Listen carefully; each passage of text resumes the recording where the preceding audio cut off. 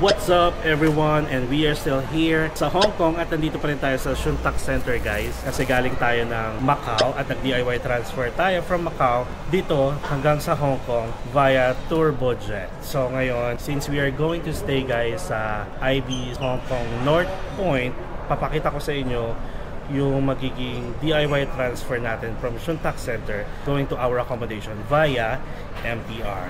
Ayan, let's just follow the signs. So, basement 2.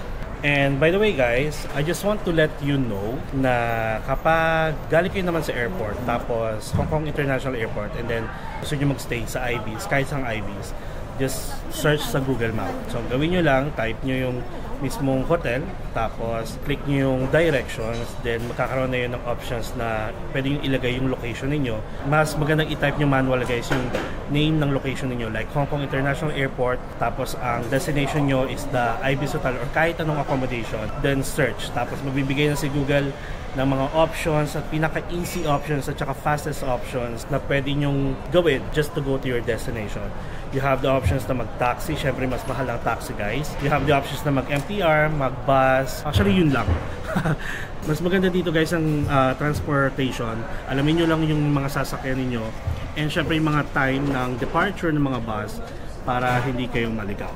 And by the way guys, just want to parang emphasize lang din na kapag nag-taxi kayo or nag-Uber kayo dito sa Hong Kong, kahit saang lugar, if ever na dadaan kayo sa mga tunnel, automatic yon, may mga dagdag. Like parang sa atin, di ba, pag dumaan sa tollway or toll gate, may dagdag. Kaya huwag kayo magulat if ever na kunwari, nakita nyo yung booking rates niyo is nasa less than 100 Hong Kong dollars lang, tapos biglang pagbaba ninyo, tapos dumaan pala kayo sa mga tunnels or sa mga tollway, mga ganyan, biglang umangat ang 300 plus, that's legit guys. So make sure lang na aware kayo, or better yet, just go with the easy options at saka sa cheapest option, which is yung bus at saka MTR.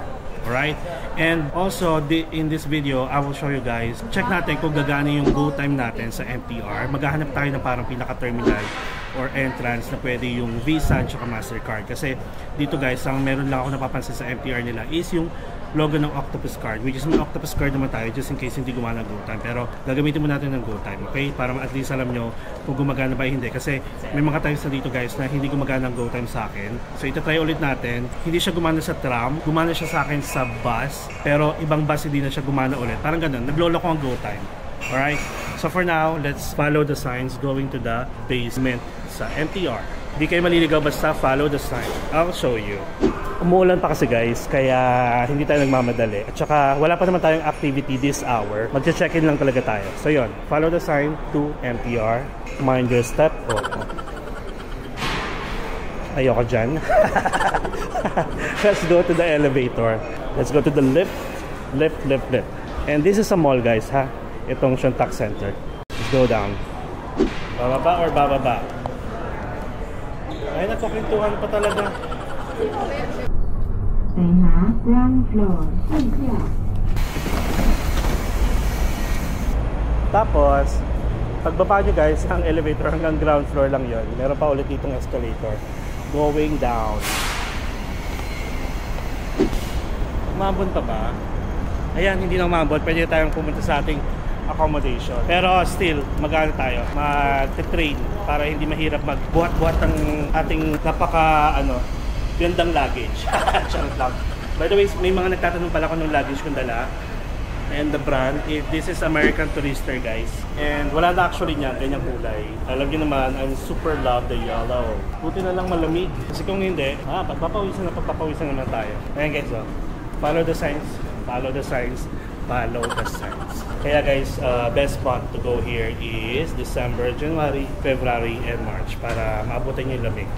Na-enjoy nyo. We are here guys sa Sheung Wan Station. Look up there. And aside from December, January, February, and March, you're gonna experience yung summer at saka rainy season. Hindi nyo kakayanin guys yung summer. Though kung gusto nyo ng summer dito, pwede naman. Pero na-try ko kasi yung summer dito guys, di ba? Kwento ko na OA sa init as in. Tapos pag bagyo naman, pag rainy season, hindi nyo gugustuhin pumunta dito na may mga bagyo guys. Umabot ng mga signal number 8 dito. As in, pati mga tao guys pwedeng lipa rin sa lakas ng hangin. What? Hindi OA, nakikita nyo sa balita for sure. So diba, kasi nung mga ganito guys na wala kang hinahabol na oras kasi hindi ako naglagay talaga ng itinerary or plan this afternoon. Pero mamaya pa kasi. Parang siguro ano na lang yun guys, 2 or 3. So parang yung pinaka-last natin, activity yon. Kailangan talaga natin magawa yun. Kasi doon ako mapapaalam, pero yung sa hapon, parang ano na lang siya, side vlog. May ganon. By the way, hindi ko pa alam kung saan tayo bababa pala. Okay. So, ang bababaan natin is North Point mismo. Tapos, take the exit A1 and then walk for 3 minutes and then we will arrive at our accommodation. Dito guys, yung parang pinaka-underground nila. Kung saan yung may daanan, mga MTR. Maraming mga shops din. May 7-Eleven, may mga bakeries. Ayan. Alright, papasok na tayo guys. Pero check muna natin kung meron dito na pwedeng pang go time. Ayan. Tapos if you want to check your balance guys, octopus card, ito, pakita ko sa inyo. O, ganyan lang. Dito kayo mag-a-add ng value or ng amount. Tapos dito naman yung octopus card. Tap nyo lang dyan. Ayan, 79. Meron pa tayong 79 Hong Kong dollars. Tapos, kapag gusto nyo ng mga promotions, ayan, makikita nyo dyan, just tap. Ayan. Link, Kemerut, collect ride offer, 2 steps. Ayan. QR code. I-check muna natin ha. Pero dito na tayo papasok. Ayan guys, oh. Mga logo ng octopus card. Octopus card. Ganyan. Yung sasabi ko sa inyo. Ayan. Octopus card, mga ganyan. Pak. Pero guys, ito, nag-iisa, yung may priority. Meron siyang kakaiba dito. Na contactless bank card. Okay? Pero let's make sure first na dito muna tayo papasok. Or ito, susundan nyo to. Ayan. Pak. Oh. Charan! So now, let's try our go time. Tapos since malaki yung luggage natin, pwede naman tayo sa priority. Ayan o, nakalagay naman. At saka dito nga sila. Pwede credit card dito ha. Oh, perfect. Gumana. Yes. Ayun yung sasabi ko sa inyo guys, kailangan may ganung logo para makaano kayo, makapasok kayo, use your go time. Diba? Yun yung hinahanap-hanap sa sa ibang MTR. O at least yun, may nakita tayo. So sasakay muna tayo guys ng line 1, yung going to Chai Wan, pero North Point tayo bababa. Okay? See you guys. Magbaba natin ng train kasi wala man ako mapapakita sa inyo dito. Alam nyo na yan, malaki na kayo. Hindi kayo maliligaw kapag nag-take kayo ng MTR. Basta alamin nyo kung saan kayo bababa. And also yung platform. See you later. A few moments later. So guys, we took the exit A1. So dito yon. Tapos lalakarin lang natin guys going to our accommodation. Mga ano lang naman, 3 minutes. And ang maganda dito guys, para lang siyang yung IBIS natin last time na sa Shangwan Central. May tram din dito. Tapos yan 7-Eleven, maraming shops. And since malapit ang Chinese New Year, ayan, pwede kayong maglagay ng message. Tapos hang nyo lang. Okay, so dito tayong way. O diba? Ang ganda guys, we are back here in Hong Kong. Haha. I think we are on the right way guys. This is the Marble Road. Tapos yung IBIS Hong Kong North Point, dun pa. Sa susunod na road lang. Pakita ko na sa inyo, ito yung Marble 33 Marble Road. Parang sa likod nito guys, nandun yung IBIS Hong Kong North Point. Tapos ito lang yung North Point Station.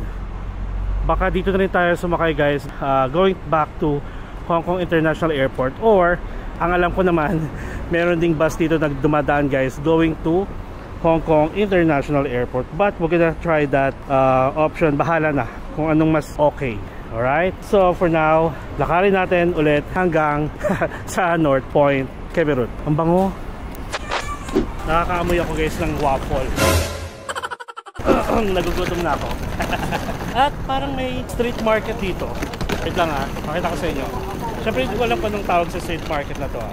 Or siguro North Point Street Market, Kemerut. Ayan. Kinukuhaan ko na yung paligid natin guys kasi since this will be our last night, bukas na umaga yung flight natin. Kaya wala na tayong time maggala-gala at pakita yung surroundings sa inyo para naman at least alam nyo kung saan kayo malapit. Okay? So again, may parang street market dito. Pwede nating galaan yan mamayang gabi. Tapos ito lang yung North Point MTR station.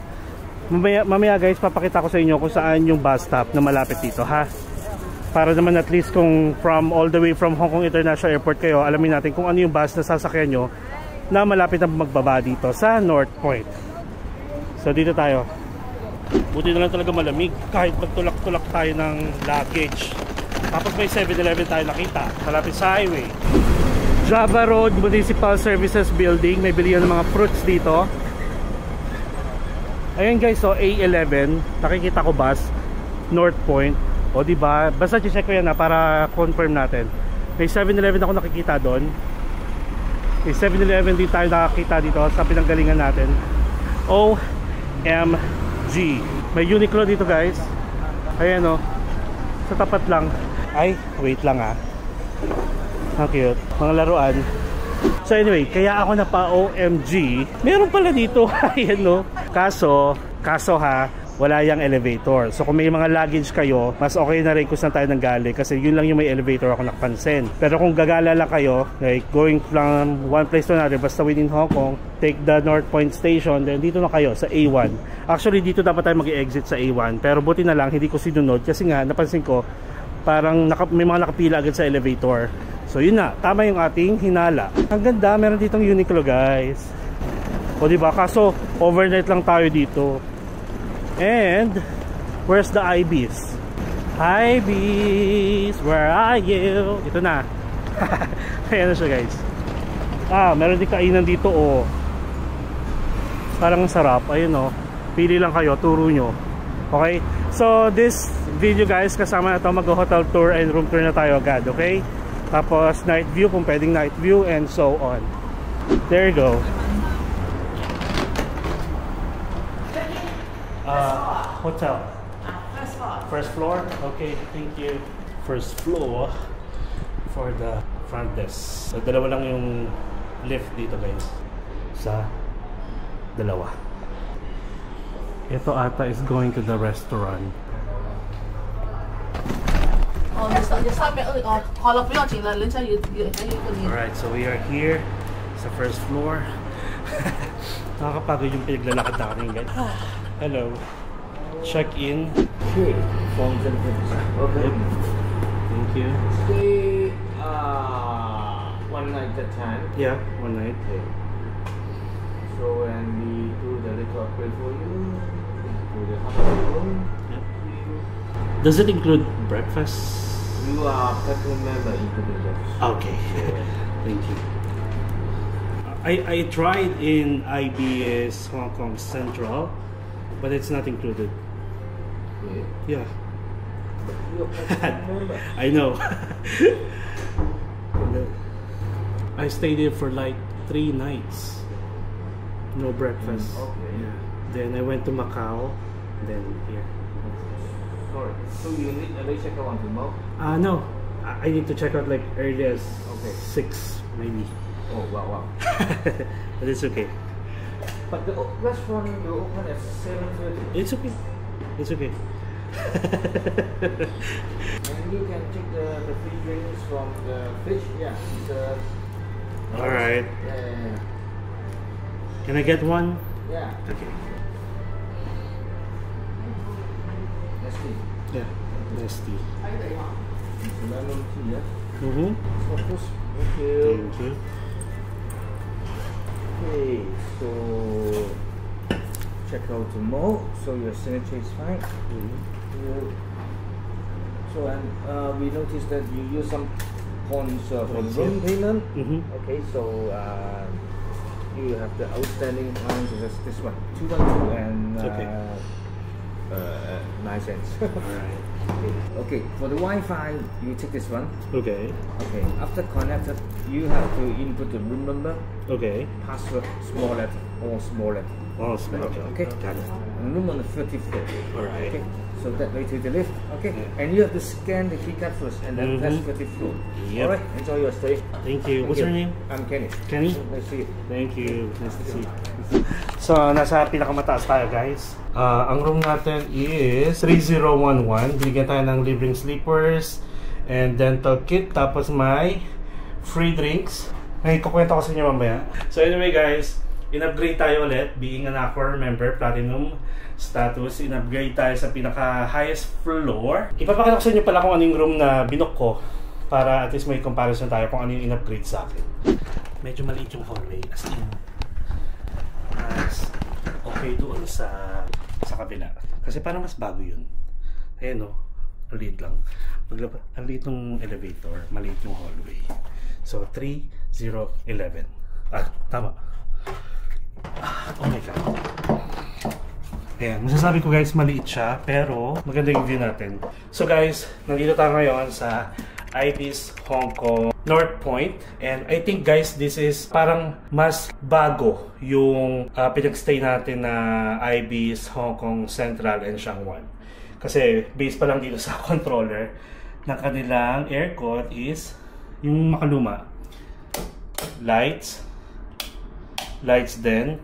Tapos maliit lang yung doorway nila. Ito lang. And then we have ano to? Mga saksakan. May switch na yung mga saksakan. Full body mirror here. Tapos compact siya guys. Ito. Pakita ko na sa inyo. Ito yung CR nila. Ayan siya. Malinis naman in fairness. Maputi, malinis, maliwanag. Maganda. May towels, may sink syempre. May vanity mirror, may toilet. Let's flush it. And again guys, walang bidet sa Hong Kong, sa Taiwan. Hindi ko pa sure sa ibang lugar. Sa Macau, ayan, walang mga bidet. So bring your own portable tabo. Alright, so dito, ang harang lang is curtain. And this is the shower with free hair, body, and face wash. 3-in-1. Medyo maliit. Okay naman, mag-isa lang naman ako. Hindi na ako mataba. Alright, so that's it. Now, check ko muna yung mga ilaw, ha? Alright, so mukhang wala na, okay na. Ito, may TV sila dito. Syempre, local channels lang yan, guys. Wala silang Netflix dyan, walang YouTube. Hindi yan smart TV. Meron ditong water, katulad ng water natin sa Macau. Ang kailangan nyo lang gawin dyan is lagyan ng tubig dito sa likod. Mag-filter na yan. May infrared, hot, warm, and room temperature. Walang cold yan. We have the mugs here. They have the fridge. Yan. Thank you dito. For sure, this is free. Di ko sure na. Kasi guys, since platinum tayo, talaga dapat may mga ganito ako. Tapos may water dito. And then, dear guys, meron natin basahin yan. Tapos may telephone, may provided na silang charging. USB. Ayan, meron din silang yung pang bagong iPhone. Tapos lights. Okay, may lights pa. Okay. Alright. Ayan. Everything guys, lahat ng rooms sila dito non-smoking. Make sure na to follow the rules kasi bonggang fine dito. Now, this is a queen size bed guys. And since mag-isa lang tayo, this is good for me na. Tapos may dalawang fixed side table. Tapos working table. And then ang view natin guys. Look. Ang ganda ng room na napupunta sa atin guys. With an amazing view. Ito yung may cruise ako nakikita. Yan yata yung last time. Not sure kung yan yung last time na sinasabi kong cruise na nakita ko rin. Na nakadaong. Ayan taas natin. We are located on 30th floor guys ha. Kasi doon sa Ibis Hong Kong Central is nasa 21st floor lang tayo. Mas maganda sana ito guys kung maganda yung panahon. Hindi lang nakiayon yung panahon sa atin.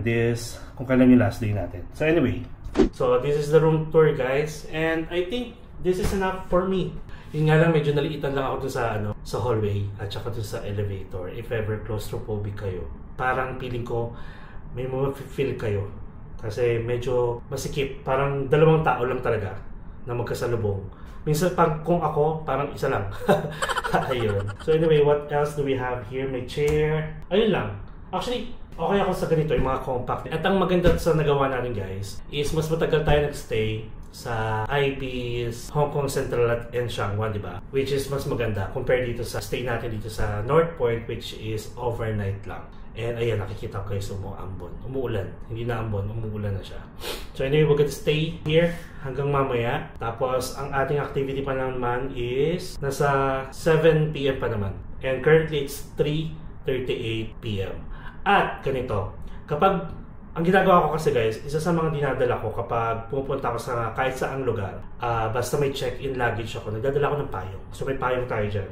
Para pwede tayong lumbas. Yun nga lang, since umuulan, mahirap naman at saka pangit kapag nag-night tour pa tayo or pinuntahan pa natin yung street market. Diba? Sabi ko nga sa inyo. So anyway, going back, wala akong nakitang price list nitong mga to. So I guess this is a complimentary, which is may ganito talaga dapat ako. Ayan. Is this? Bayabas ba? So anyway, kwento ko lang guys, quick lang. Ito yung price na kinuha natin sa Klook guys. You can book any hotels, tours and activities sa Klook. You can use my promo code MarkParadisKlook for instant discount up to 5 times use per account. But if you want to earn points, you want to become a member of Accor, you can book this room guys through Accor app. Kasi pag sa iba kayo nag-book, hindi siya mag-accumulate ng points. Alright? Now, yung ikukwento natin guys, sa IB's Hong Kong Central and Shangwan kasi wala akong breakfast, which is part of my perks being a platinum member. Lahat ng hotel na pag-iistayan ko, as long as may restaurant for breakfast, buffet man yan o hindi, a la carte man, libre na ako. Pero ang nangyari, hindi ako libre doon. Si kuya na nasa front desk, nagulat siya nung sinabi ko na wala akong breakfast. Kasi dito may breakfast ako kasi nga sabi niya, platinum member ako. So, automatic may breakfast ako. So yun lang, lugi tayo. Actually, lugi tayo dun guys. Mag-email lang ako sa IBs. Siyempre wala akong hingin, basta at least aware lang sila. Baka hindi aware yung nasa reception ng IBs Hong Kong Central and Shangwan na kapag platinum member ka is dapat may kasama kang breakfast. Kasi ang sabi sa akin parang nakapromo na sila tapos hindi to part sa binayaran ko. I think hindi niya nakita yung status ko or hindi niya nakita yung profile natin na platinum tayo. Kasi yun pala yung naalala ko, yun pala yung sabi niya na nakapromo na yun tapos hindi siya part ng binayaran ko. Ngayon ko lang na-realize, kaya siguro niya sasabi yun kasi nga baka hindi siya aware. So anyway, okay naman yun, pero yun nga lang, parang yun yung time na hindi tayo nakakapag-breakfast. Parang bumibili tayo ng McDonald's sa gabi, tapos take out natin yung burger, and then yun yung binibreakfast natin sa umaga. O yung kinakain natin pag gising natin, which is yun nga kasi, dapat may breakfast tayo. Pero, na-try ko guys yung breakfast nila, hindi ko na maalala kung nakuhaan ko ba. Hindi ko na maalala tuloy, kasi last day natin ngayon, kasi last week pa yun. Di ba, bumalik lang tayo dito. Hindi ko maalala kung nakuhaan ko siya ng video, pero in fairness naman, okay yung breakfast nila. Yun nga lang, if ever na kukuha kayo ng breakfast na hindi kasama sa binayaran nyo while booking the room is 99 Hong Kong dollars. So that's around 700 or 680. Ganyan. So anyway, enough na yun. Okay na yun. Nakamove na tayo. So we still have time to rest kasi medyo napagod ako sa kakahila. Actually, hindi sa biyahe. Kakahila nung kakapush nung maleta natin. Tapos, guys, kung mag-MTR kayo, expect nyo talaga na more lakad. Kasi hahanapin nyo talaga yung train, tapos lalabas kayo sa exit, dapat nyo pag-exitan dun sa pupuntahan ninyo. Compare sa bus, guys. Pagpunta nyo ng bus station or bus stop, sakay na lang kayo, tapos bababa kayo. Lakad na lang ng konti. Ganun siya. So, mas convenient pa rin ng bus. Yung nga lang kasi may dala-dala tayong luggage. Usually kasi, di ba, punuan ng mga bus. Ang hirap pag-akit baba ng luggage. So, yun lang. Yung comment ko. So, anyway, I hope nagustuhan nyo guys yung ating mabilisang room tour and ang parang DIY transfer natin from Ferry, Macau Terminal going here sa IB's Hong Kong North Point. And by the way, mabait yung mga staff. Mabait din naman yung staff sa IB's, pero mas nakausap ko ng matagal tong nasa baba na reception. And kuya, yan. Hello brother. Yan. Parang mas na-feel kong ino-honor nila yung pagiging Accor member mo. So hindi ko naman kailangan maging entitled ka, pero at least naramdaman mo, di ba? Na parang, platinum ka, dapat ganyan ka, or in-upgrade ka namin, ganyan. Pero kasi walang ganun-ganun sa kabila. So baka nga bago. So anyway, mag-i-email na lang ako guys, para at least, di ba? Baka, for awareness lang din, hindi yung para sabihin ko kung napagalitan nyo or ganyan, or mag-request ako ng refund, hindi ganun. Para at least aware na sila kung anong gagawin na next time, kasi baka may feeling entitled ng mga platinum member and diamond member magreklamo, mas malalagot sila. Alright, so we are done here.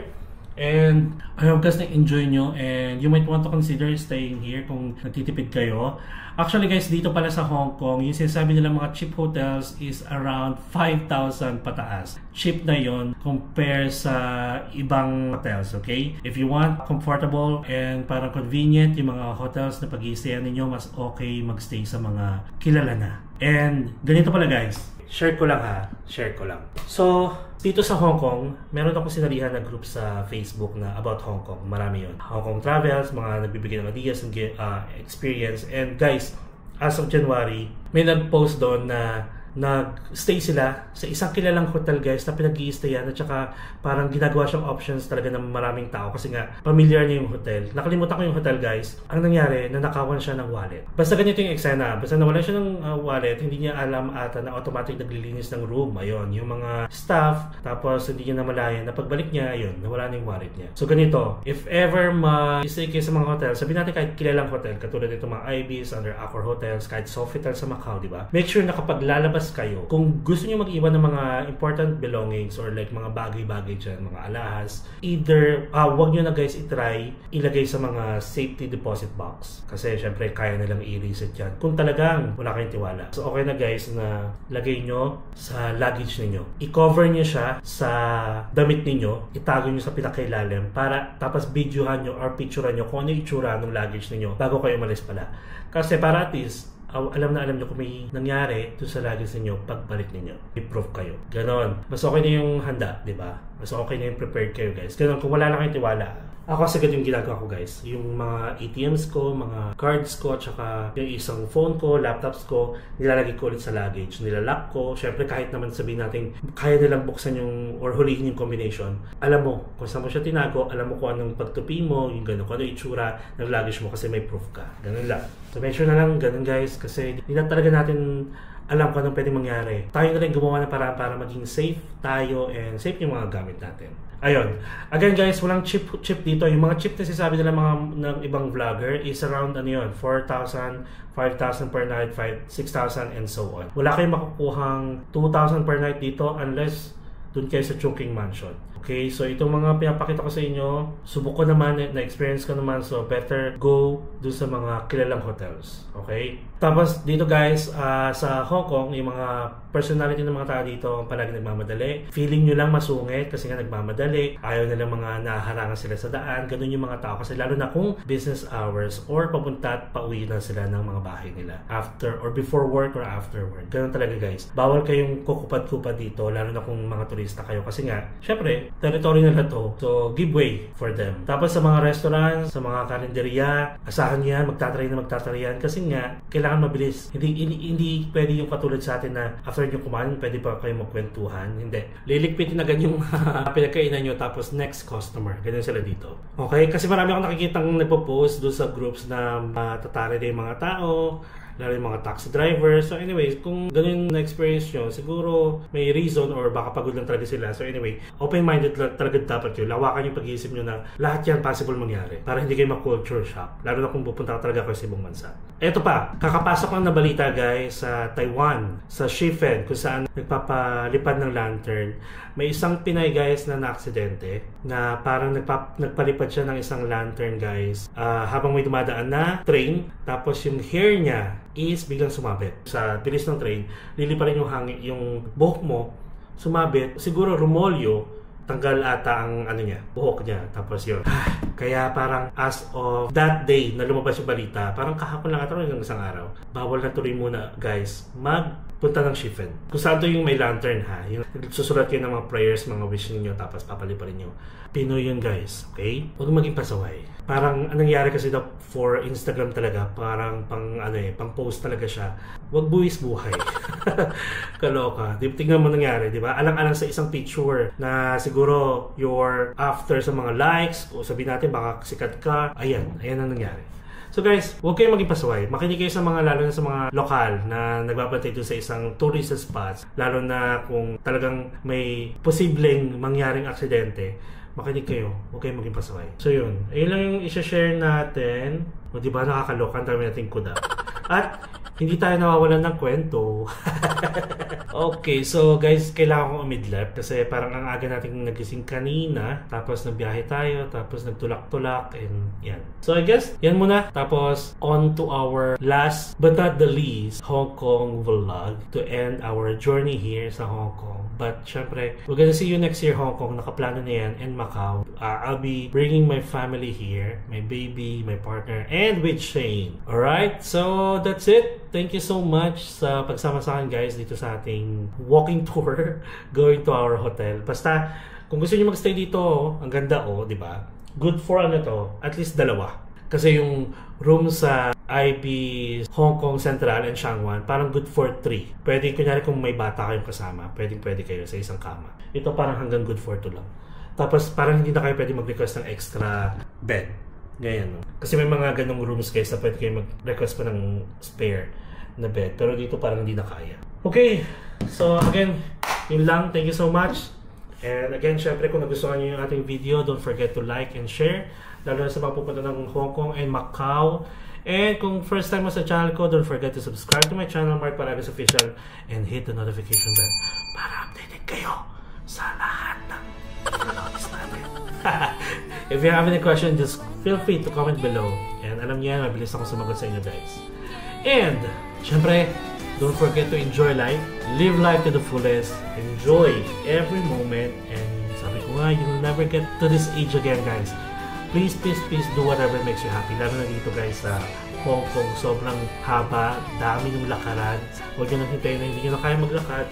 Mga nanginginig yung mga tuhod nyo. So gawin nyo na lahat ng gusto nyo gawin hanggat kaya pa. And syempre, follow me as we discover the world one step at a time. See you on our next Hong Kong vlog. Mama Chuk Chuk.